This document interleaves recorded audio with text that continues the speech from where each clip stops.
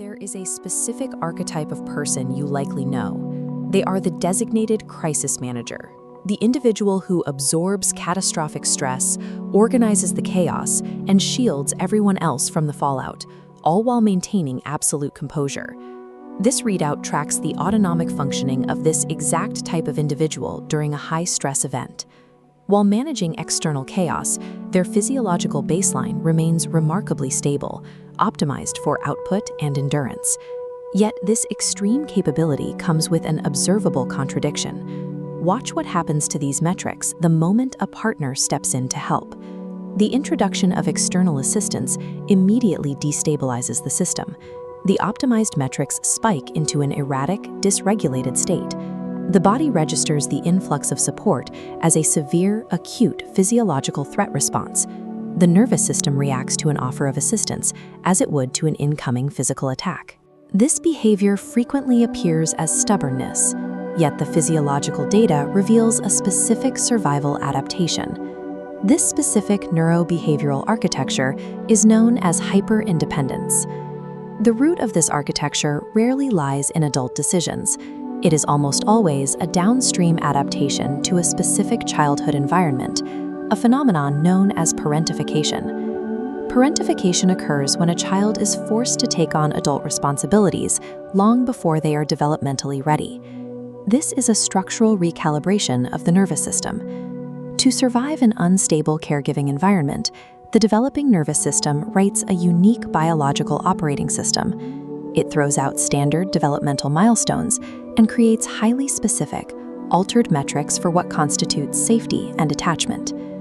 This operating system functions on an internal logic, where utility provides the only reliable pathway to security and care. When you offer to take a burden off a hyper-independent person, you are stripping away the very mechanism they use to secure their place in the world. Without understanding this hidden equation, attempting to help them will trigger an autonomic defense sequence rather than providing relief.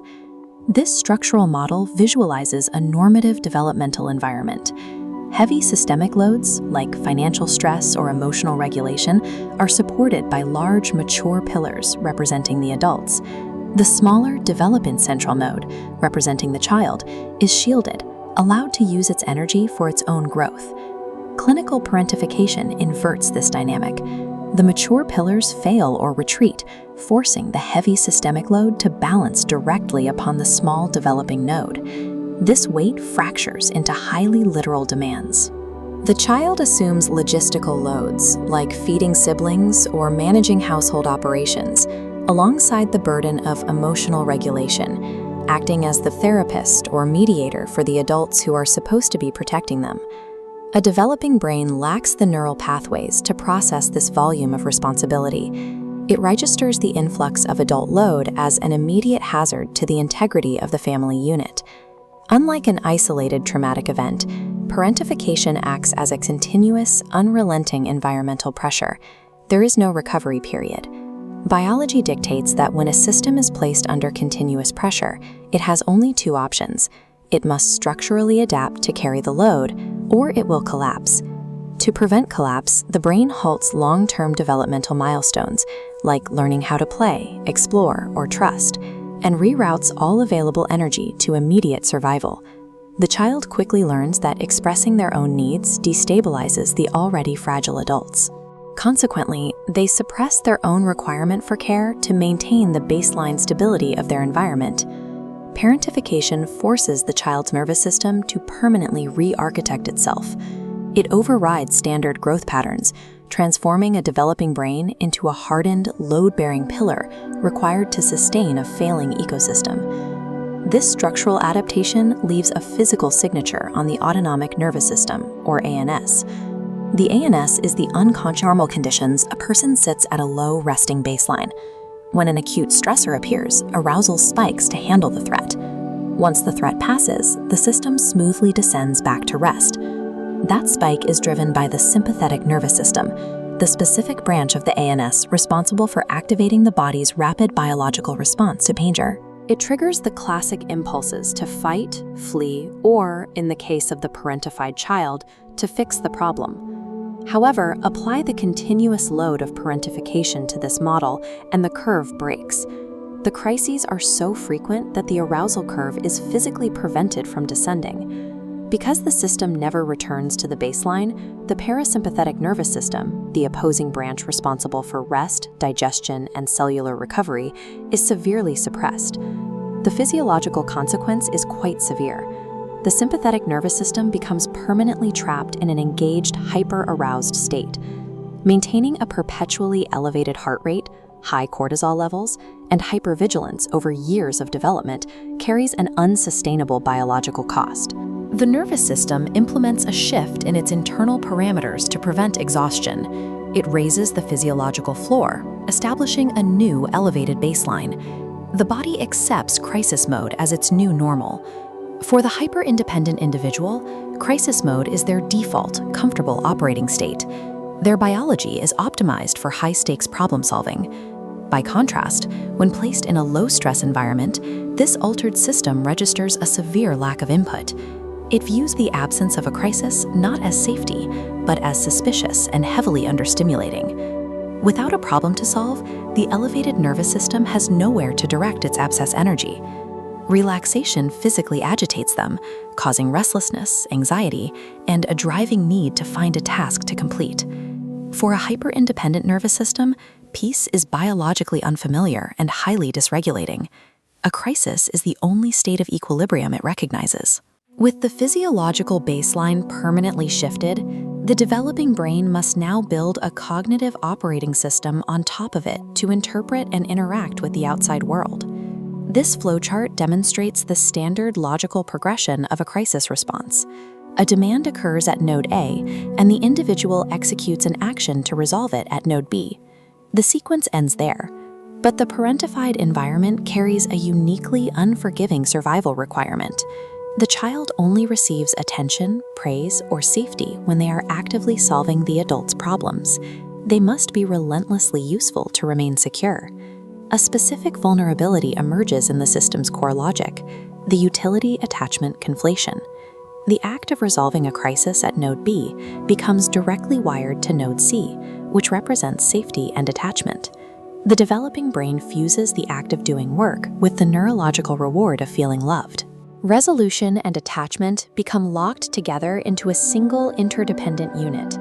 Because of this fusion, the individual learns that being actively needed by someone else is the only verifiable, measurable metric they have to ensure they won't be abandoned.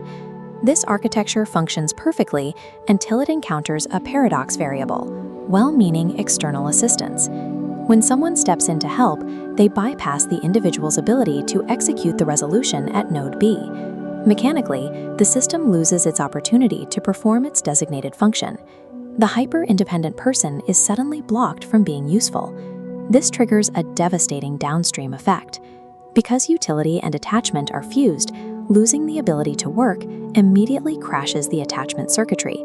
The system flashes a critical failure. Losing the resolution task removes the hyper-independent person's primary method for validating their presence in the relationship. Receiving help is processed as an existential threat. Removing their utility inadvertently triggers their deepest neurobiological fear. Without a crisis to manage for you, their brain assumes you will realize they have no value and leave them. A partner or friend offers to carry the load, believing they are providing a much-needed moment of rest. Meanwhile, the hyper-independent person's brain registers the gesture as a direct attack on their security. Their hostile, irritated rejection of your help is a highly effective defense mechanism snapping into place to protect their emotional core. Rejecting help is a logical, self-protective action executed by a nervous system that is terrified of losing its only source of love. Zooming out, we can see the hyper-independent architecture for what it is, an isolated, closed loop that vigorously deflects outside input to maintain its own intense momentum. The tragedy of this adaptation is that it worked. It is a highly successful survival architecture built for an environment that no longer exists.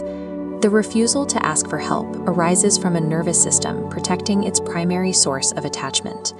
It represents a localized defense of the individual's only recognized survival protocol. For individuals trapped inside this rigid operating system, there is a clinical path forward. You cannot logic someone out of a biological baseline shift. Demanding that a hyper-independent person just ask for help is physiologically ineffective and inherently dysregulating to their nervous system. The required therapeutic intervention involves introducing a new regulatory pathway. The brain must actively dismantle the conflation, decoupling the concept of utility from the concept of attachment. This is a slow process of untangling the loop. The nervous system must be repeatedly exposed to new data, instances where care is provided without a required exchange of labor. Relying on neuroplasticity, the individual can incrementally learn to separate their intrinsic human worth from their functional output. The ultimate therapeutic goal is to prove to the nervous system that safety, love, and attachment can exist entirely independent of crisis resolution. True independence isn't the ability to survive a lifetime without ever needing help. It's the neurobiological freedom to accept it without fear.